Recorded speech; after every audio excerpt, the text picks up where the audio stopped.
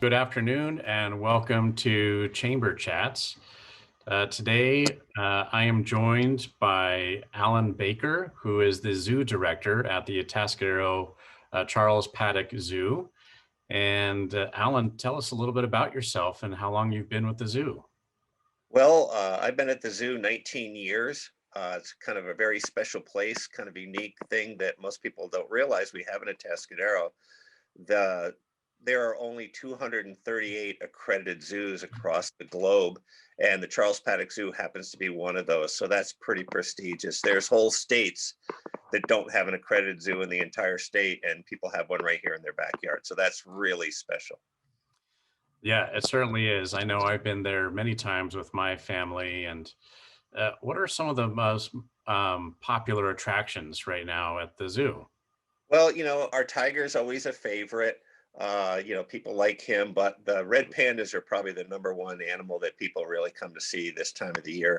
They're a little more active when the cooler weather, and so they're out and about. And even when it's a cloudy, overcast day, that doesn't faze them at all. So they're very popular with the public.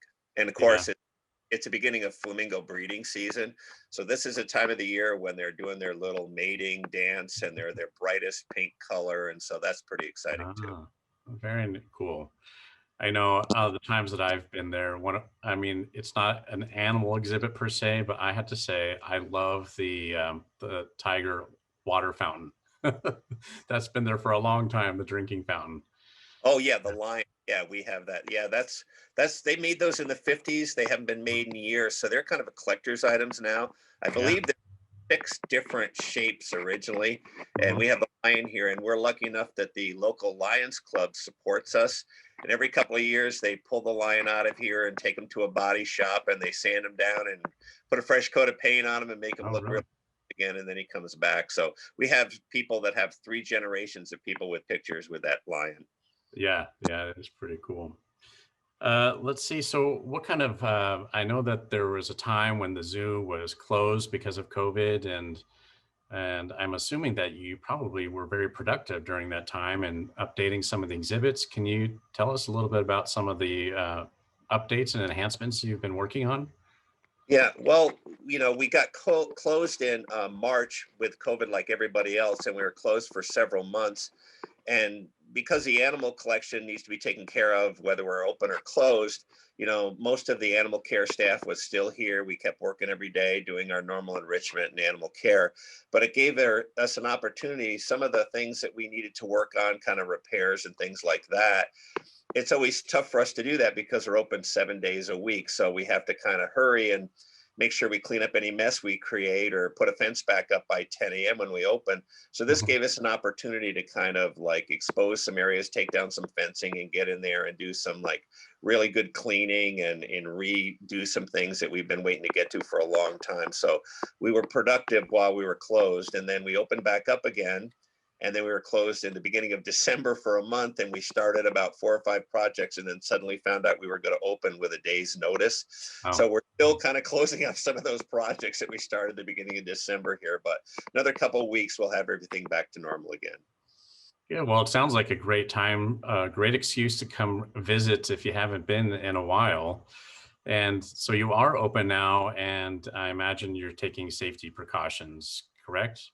Yeah, we are indeed. We are following all our county regulations.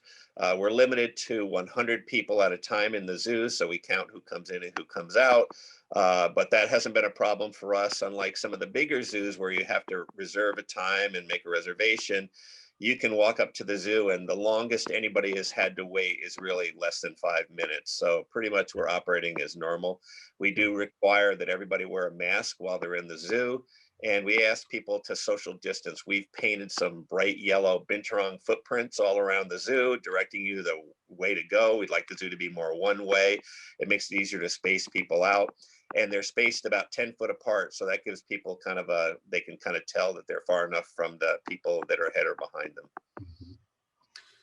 Very good. Now, it's almost Valentine's Day, and I understand that there is a really fun promotion that you've put together. Tell us a little bit about that. Well, for Valentine's Day, this is the third year I believe we've done this. You get to essentially name one of our giant hissing cockroaches.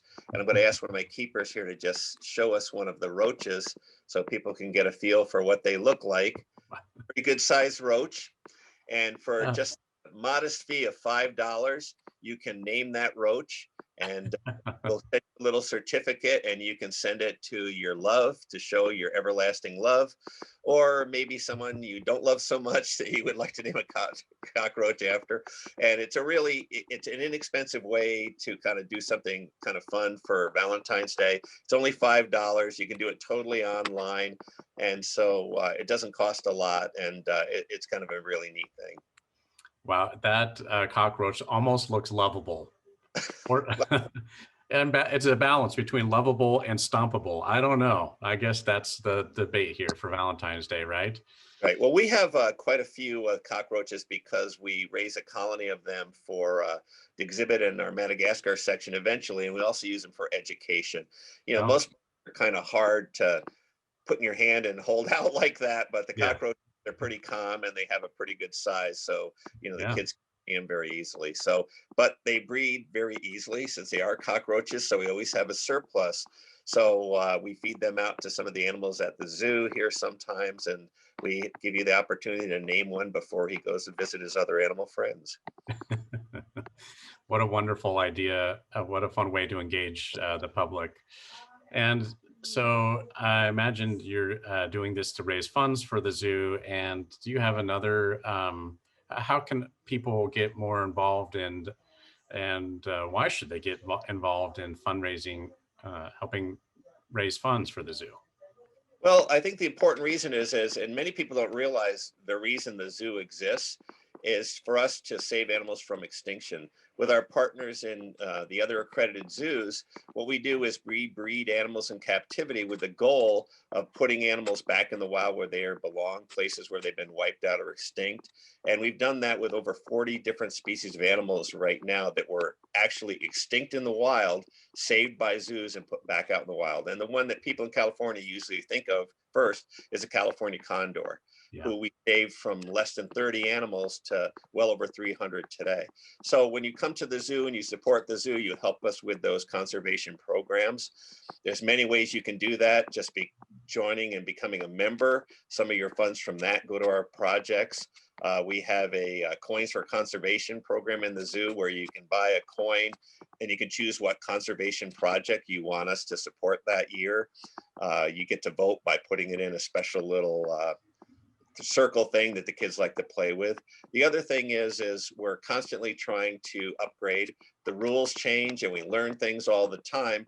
And some of our exhibits that were built years ago, while they were great exhibits when they were built, they no longer really meet the needs that we need for our animal friends today. So we're constantly upgrading. And we have several projects right now. We're working on a new lemur exhibit, a wallaby exhibit in the back, and a new sloth exhibit. And people can donate to any of those funds on our website too. Everything kind of runs through the Friends of the Zoo, to Charles Paddock Zoo website. Mhm. All right. Well, I definitely learned a few things from talking with you today about cockroaches and the lion head, and most importantly, to donate through the Friends of Atascadero Zoo website. Is that correct again? And we also have what we call our wish list. Hmm. Sometimes people don't want to do a monetary donation, but we always have a list of some of those little things that sometimes they're almost disposable. We go through them pretty fast and stuff. So we're always like, boy, I wish we had three more of those. So we have a little list, and people can go on that website online or through our social media and pick up one of those items, and it gets paid for, and it just shows up at the zoo with the name of the person that sent it to us, and you'll get a little thank you from us, and that helps out with the animals too. So there's a lot of ways that people can support their animal friends here at the zoo. Fantastic. Well, Alan, thank you so much for carving out some time today. I imagine you're a busy guy with all those animals to keep happy. And for those of you watching, make sure to go check out the zoo, especially now that they've made some improvements. And be sure to pick up uh, um, one of those cockroach naming opportunities. And anyway, thank you again, Alan, and we'll hope to see you around the zoo. Thank you very much. Thank you.